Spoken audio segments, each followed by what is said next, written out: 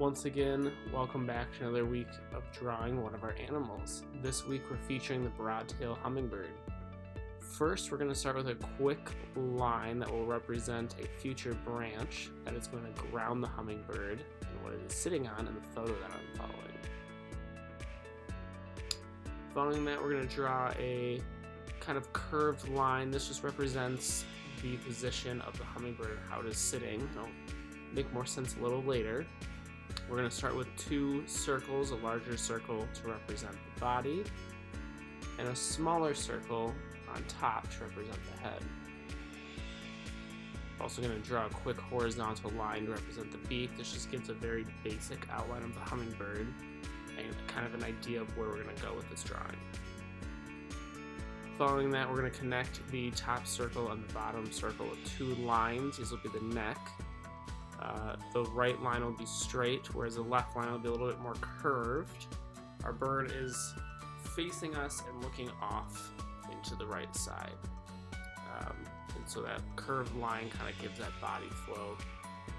You will be connecting then the lines to the circle, kind of giving that more rounded off look for the body.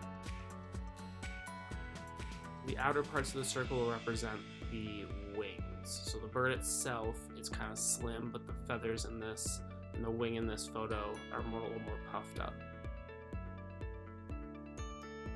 So hummingbirds' wings are long, so they will connect at the bottom there.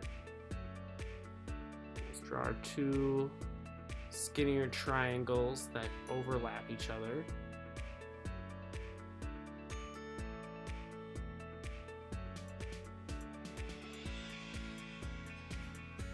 At this point, I am connecting the tail to the rest of the body and kind of giving it a little bit more depth and outline. The hardest part about this hummingbird is drawing the exterior shapes to kind of give a better idea of what it looks like. Otherwise, once the wings are done and the face, it's just a lot of little U's to fill in kind of the pattern of the feathers, if you will. There I'm just drawing some lines that kind of give more of a textured, tufted feather look.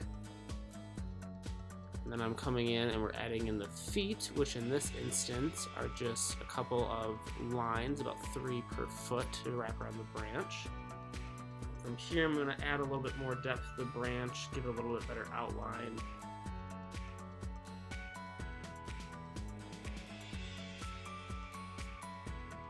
Move back into the bird, we're going to kind of start to draw a couple more hash lines that will give some patterns. That right side will be some green with some browns. And then here, this line I'm drawing, which I drew a little dark, is just going to represent where the lines in the face are. The top half of the broad-tailed hummingbird in the face is a shimmering green, where the bottom is going to be a shimmering pink with purples. We're just going to draw the beak now. It's a pretty thin, pointy triangle, long triangle shape.